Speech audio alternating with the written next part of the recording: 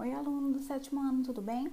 Nós vamos estar começando agora a nossa correção da página 86.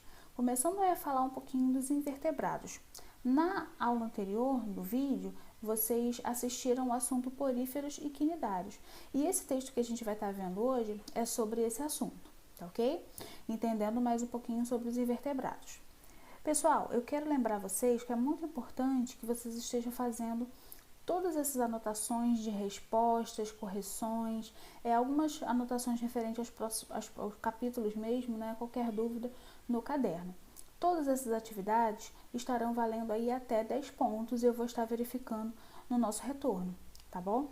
Eu pedi também para vocês me enviarem algumas atividades no anexo lá na plataforma. Então, vocês podem tirar a foto da atividade, colocar como anexo naquele link amarelinho, link não, né, no ícone amarelinho, e enviar, que eu vou estar recebendo e verificando, tá bom? Então, aguardo aí esse envio de vocês. Vamos começar aí a nossa correção? Esse é o primeiro assunto da parte de invertebrados. Então, poríferos e quinidários, a gente vai estar começando. Vamos lá? Nós temos aí um texto. E o texto, né, conta a história aí de um aluno, o César, que assistiu uma aula de ciências e começou a estudar os invertebrados pelo filo porífero também.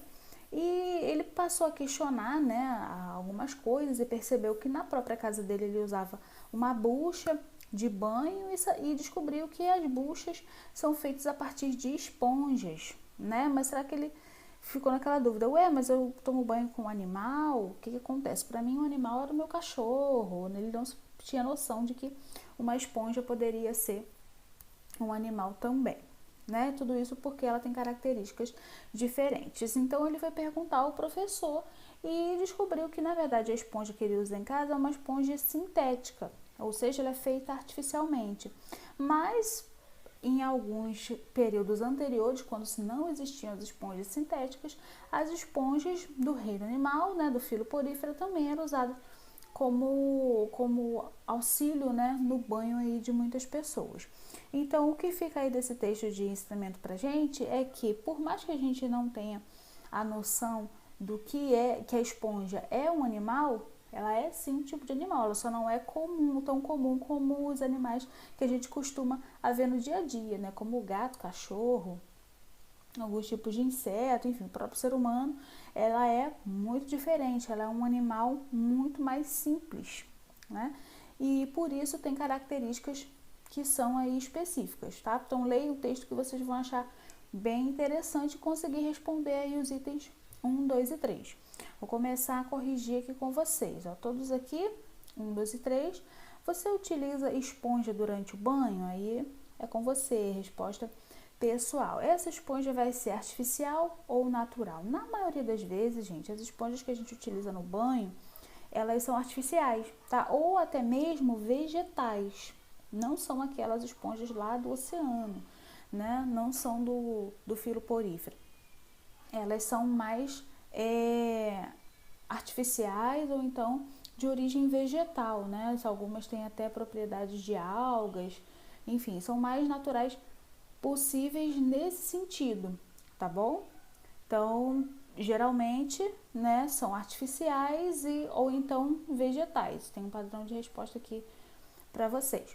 Número 2. A esponja utilizada por César durante o banho é a mesma a qual se referia o seu professor? Quem lê o texto vai conseguir responder logo de cara, né? Não é a mesma que o professor estava falando.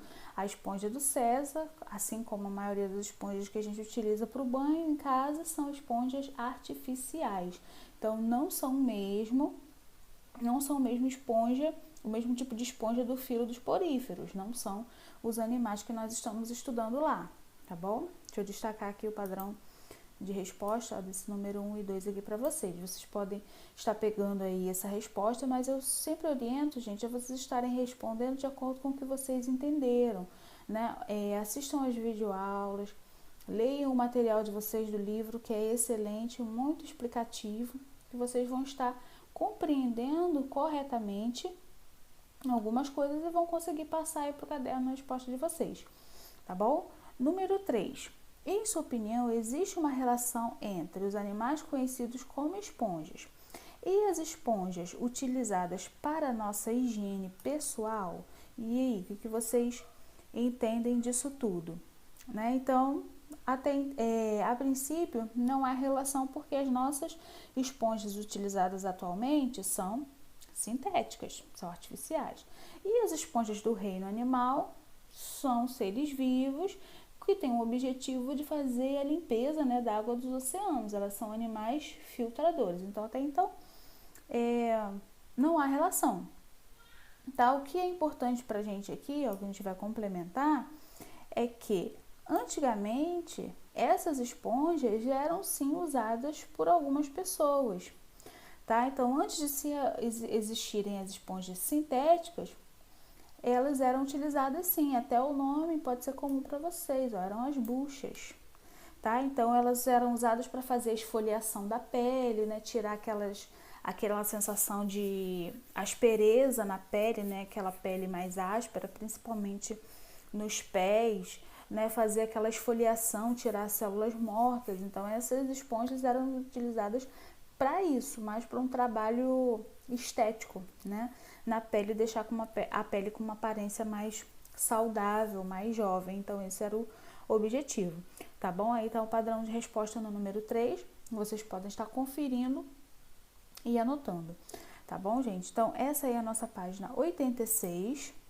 Mais uma vez, deixem tudo organizadinho no caderno e nós vamos continuar fazendo aí as nossas aulas e correções sobre o reino animal, parte e invertebrados, ok? Esse foi só o início. Então, tchau, tchau, até as próximas aulas.